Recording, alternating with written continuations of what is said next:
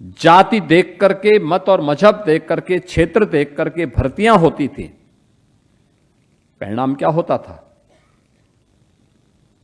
नौजवान हताश होता था, निराश होता था, पलायन करता था। यूपी की प्रगति बाधित होती थी, और बाधित ही नहीं होती थी, उत्तर प्रदेश बीमारू राज्यों की श्रेणी में आ गया था। उत्तर प्रदेश में हताशा निराशा का वातावरण था।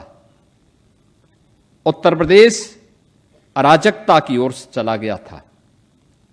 पहचान का संकट न केवल नौजवानों के सामने, बल्कि उत्तर प्रदेश के हर नागरिक के सामने पहचान का संकट आ गया। याद करिए 2017 के पहले का उत्तर प्रदेश। आप देश में या दुनिया में चले जाइए, कोई अच्छी निगाह से नहीं देखता था, शक की निगाह से देखता था। लोग, अगर यूपी का नाम आ गया, अगर आपके पास खड़ा है तो 10 कदम पीछे हट जाता था। आप सोचो, एक पहचान का संकट, जिन लोगों ने उत्तर प्रदेश को भ्रष्ट प्रदेश के रूप में, गुंडा प्रदेश के रूप में, अराजक प्रदेश के रूप में बनाया, उन्होंने उत्तर प्रदेश वासियों के सामने पहचान का संकट भी खड़ा किया। लेकिन आज मुझे प्रसन्नता है कि अब आप देश में कहीं चले जाइए, दुनिया के अंदर कहीं चले जाइए, यूपी का नाम आएगा, सामने वाले का चेहरा चमकता हुआ दिखाई देता है, वह आपके स्वागत के लिए उत्सुक दिखाई देता है। यह है परसेप्शन।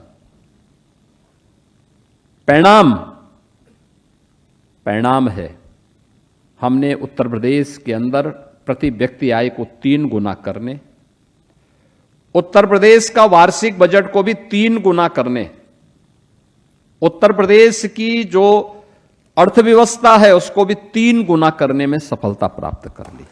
यूपी का नौजवान यूपी के अंदर अपने परिश्रम और अपने पुरुषार्थ का उपयोग कर रहा है तो उत्तर प्रदेश प्रगति कर रहा है।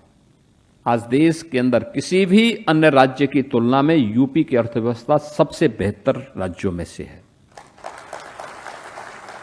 अब हमें कोई बीमारू राज्य नहीं कहता है। आज यूपी रेवेन्यू सरप्लस स्टेट है। यूपी देश की अर्थव्यवस्था का ग्रोथ इंजन बना हुआ है। सबसे ज्यादा नियुक्ति पत्र देने वाला प्रदेश, सबसे ज्यादा एक्सप्रेसवे बनाने वाला प्रदेश, सबसे ज्यादा किसानों को इंसेंटिव देने वाला प्रदेश, सबसे ज्यादा समाज के अलग अलग तबके को वेलफेयर स्कीम के साथ जोड़ने वाला राज्य। और उत्तर प्रदेश के अंदर ये प्रगति हर एक क्षेत्र में दिखाई दे रही है। ये एक पक्ष, लेकिन साथ साथ नौजवानों के लिए रोजगार की संभावनाएं, जो नौजवान सरकारी नौकरी नहीं करना चाहता उसके लिए व्यवसाय के लिए एमएसएमई सेक्टर में बड़े निवेश के माध्यम से कानून का राज होगा। अपराध और अपराधियों के प्रति जीरो टॉलरेंस। परिणाम, आज हमारे पास एमएसएमई में जो बंद हो गया था 2017 के पहले, कोई पुरसाहल नहीं था, अव्यवस्था की सी स्थिति थी, हताशा निराशा थी। जिस समाज में, जिस व्यवस्था में वहां का युवा निराश हो, कारीगर हताश होकर के बैठ जाएगा, अन्नदाता किसान आत्महत्या कर रहा हो, उसको बीमारू होने से कोई रोक नहीं सकता। वो बीमार होने तो उसको बीमार होना ही होना है। यही होता था। नौजवान के लिए रोजगार नहीं था, किसान को किसी योजना का लाभ नहीं मिलता था, कारीगर हताश और निराश था, उत्तर प्रदेश को बीमार होना ही था। आज मुझे प्रसन्नता है, देश के अंदर सबसे ज्यादा एमएसएमई, सूक्ष्म लघु मध्यम उद्यम आज के दिन पे हमारे पास है, यूपी के पास है। 96 लाख, 3 करोड़ से अधिक लोग आज के दिन पे उनमें काम कर रहे हैं। 3 करोड़ से अधिक। यानी ये चीजें दिखाती हैं कि पिछली सरकारें करना नहीं चाहती थी। गुंडा और माफिया तत्वों को अपने गले का हार बना करके प्रदेश का शोषण करवाने से उन्हें फुर्सत नहीं थी। जब अराजक माहौल होगा तो कोई निवेश भी नहीं आएगा, कोई बड़ा निवेश नहीं आता था। मैं देख रहा था अलग अलग राज्यों की रिपोर्ट को भी मैं देखता हूं। यूपी में गत वर्ष 4000 से ज्यादा बड़े उद्योग आए और हम लोगों ने पिछले 9 वर्ष के अंदर उत्तर प्रदेश के अंदर उद्योगों की संख्या को, जो 14,000 थी, अब उसकी संख्या बढ़कर के 32,000 से ऊपर ज्यादा बड़े बड़े उद्योग लगे हैं, जो कभी संभव ही नहीं था। आज जो संभव हुआ है एक्सप्रेसवे के रूप में बेहतरीन इंफ्रास्ट्रक्चर, ये तब हुआ है जब सरकार ने निर्णय लिए, कार्य किए और उसी कार्य पद्धति को आगे बढ़ाने के लिए कि जब निष्ठा से व्यक्ति काम करेगा तो गति बनेगी। अगर काम चोरी करेगा तो दुर्गति से भी कोई रोक नहीं सकता। हमें तय करना है कि हमें गति को तीव्र करके प्रगति की ओर बढ़ना है या दुर्गति की ओर बढ़ना है, और उसी दिशा में आप सबका आह्वान करूंगा कि उत्तर प्रदेश के अंदर संभावना है। अनलिमिटेड पोटेंशियल का राज्य है। जो राज्य पहले बॉटम 3 में गिना जाता था, आज टॉप 3 राज्यों में उसकी गिनती होती है।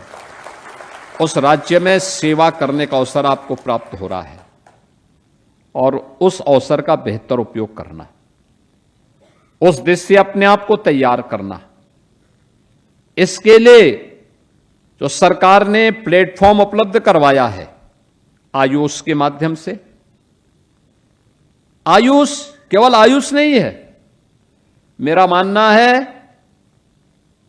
कि स्वास्थ्य के क्षेत्र में हेल्थ टूरिज्म को सबसे ज्यादा आकर्षित कोई कर सकता है तो आयुष विभाग कर सकता है, आयुष विभाग कर सकता है।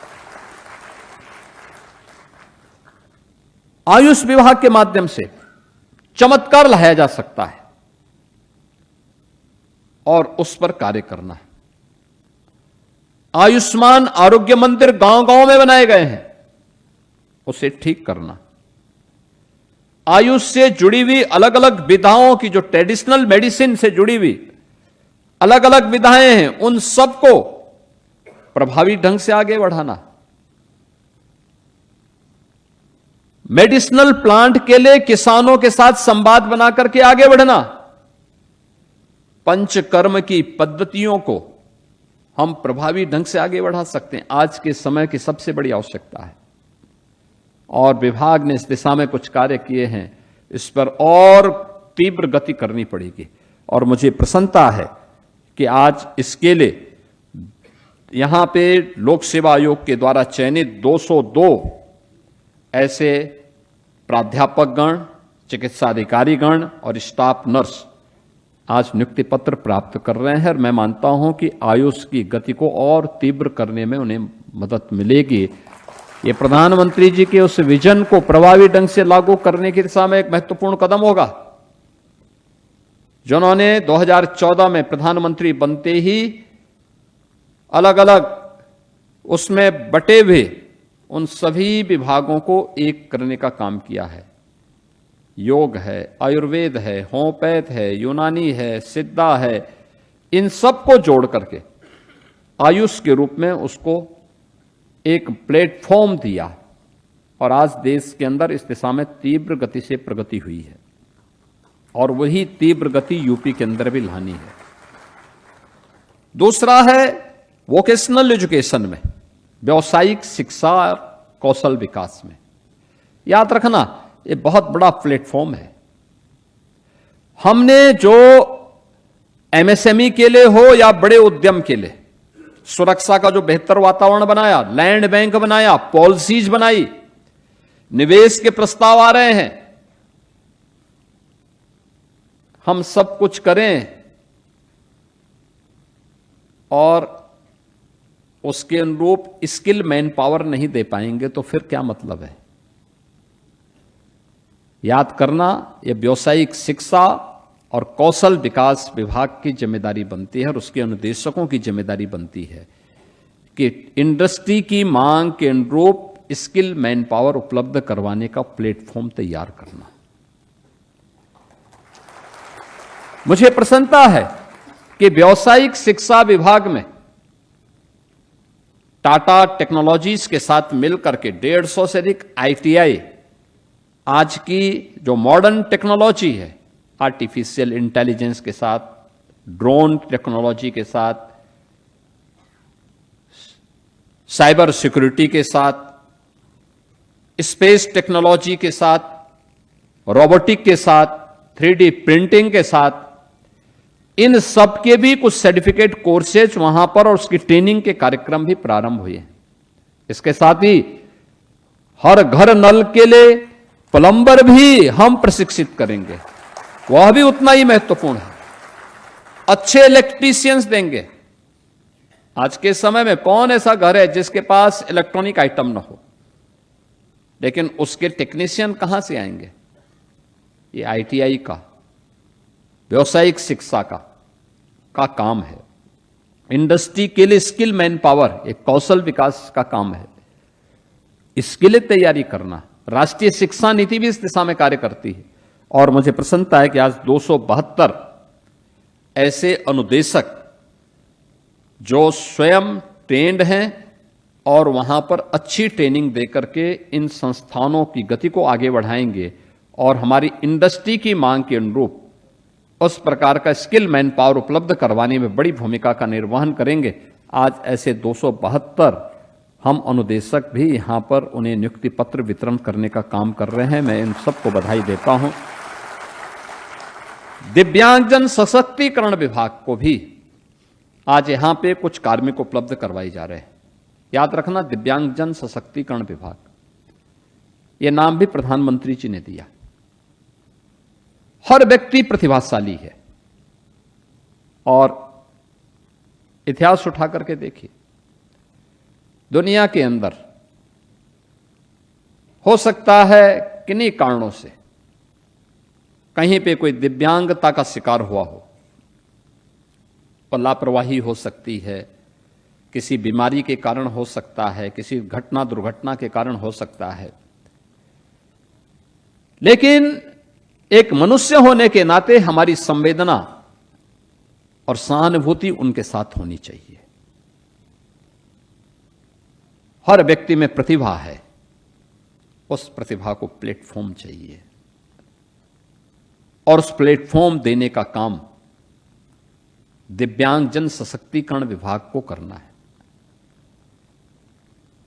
देखिए, उनके मन में भी भाव होता है। मुझे याद है, कानपुर की एक बिटिया एक दिन कानपुर से बिना बताए वह लखनऊ आ गई।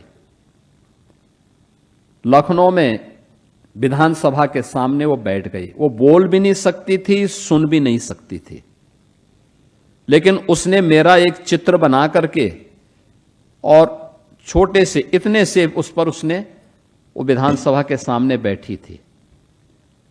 अब आप अनुमान कर सकते हैं, जो न बोल सकता है न सुन सकता है, क्या स्थिति होगी। एक सामान्य व्यक्ति समझेगा भी नहीं।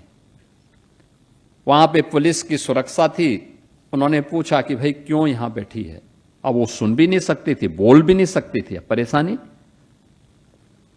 फिर उससे जो प्रशिक्षित इसके लिए जो उस विभाग से जुड़े हुए मूक बधिर विद्यालयों से जुड़े प्रशिक्षक बुलाए गए। उसको इशारा करके बोला तो फिर उसका परिवार के नंबर उससे मांगे गए। फिर उसको उसके परिवार के पास कानपुर लोग भेजे। मुझे जानकारी मिली तो मैंने कहा भी नहीं, उसको बुलाओ, उसकी समस्या क्या है। वो 15-16 वर्ष की बालिका थी।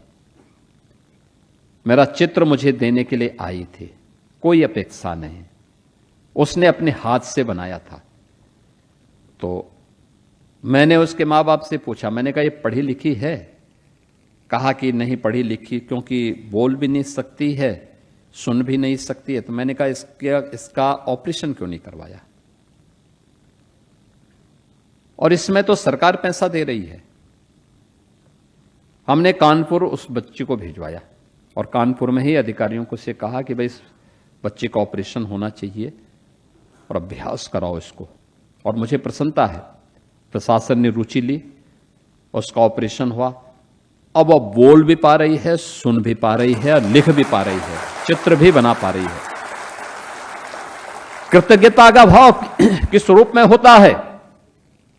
जो पुलिस इंस्पेक्टर उसको सबसे पहले मिला और उसको थाने में लेके गया, उसके दिमाग में उसका चित्र था, उसने फिर उस इंस्पेक्टर का भी चित्र बना करके उसको भेंट किया।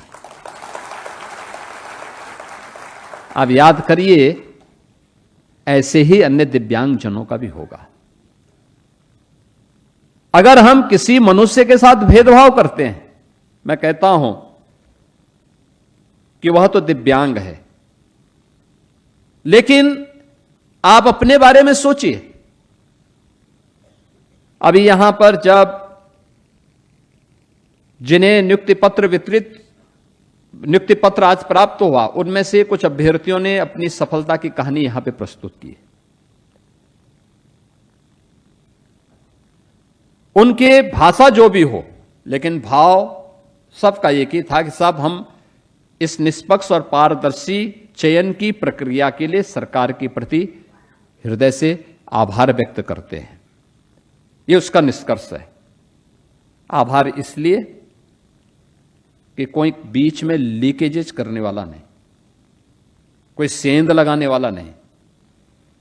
अगर आप में से किसी योग्य प्रत्याशी की जगह कोई घूसखोर व्यक्ति को हम बिठा देते, किसी भ्रष्ट तरीके से आने वाले व्यक्ति को कोई बिठा देता, तो क्या होता? इस समय घूस खाने वाला तो खाता, लेकिन वह 30-35 वर्षों तक इस घुन की तरह इस पूरी व्यवस्था का शोषण करता है। क्योंकि जिसने दिया है तो कहीं ना कहीं से लेगा भी तो, और ब्याज सहित लेगा, और चक्रवृद्धि ब्याज नहीं लेगा, तो साहूकार की तरह लूट खसोट करेगा। इसलिए उस घुन को पहले ही समाप्त कर दो, और सरकार इसीलिए उस घुन को पहले ही दिन समाप्त कर दी थी। अगर आप अपने साथ न्याय चाहते हैं तो याद करना, दूसरा भी न्याय चाहता है, और यही हमारा राष्ट्रीय कर्तव्य है। उस राष्ट्रीय कर्तव्य से जोड़ने के लिए आज हम सब यहां पर उपस्थित हुए हैं। मैं इस अवसर पर आप सबके चयन के लिए आपको बधाई देता हूं, और मैं आप सबसे इस बारे में कहूंगा, विकसित भारत की संकल्पना को साकार करने के लिए हर व्यक्ति को अपने अपने कर्तव्यों के निर्वहन के लिए सजग होना होगा। जिस क्षेत्र में है, हर क्षेत्र में अपार संभावनाएं हैं, उन संभावनाओं को हमें आगे बढ़ाना पड़ेगा। और दिव्यांगजन कल्याण विभाग ने इस दिशा में बहुत सारे कार्य किए। दिव्यांगजनों को पेंशन की सुविधा उपलब्ध करवाई, उनके लिए प्रदेश में 2-2 विश्वविद्यालय हैं। हर कमिश्नरी हेडक्वार्टर में भी अलग अलग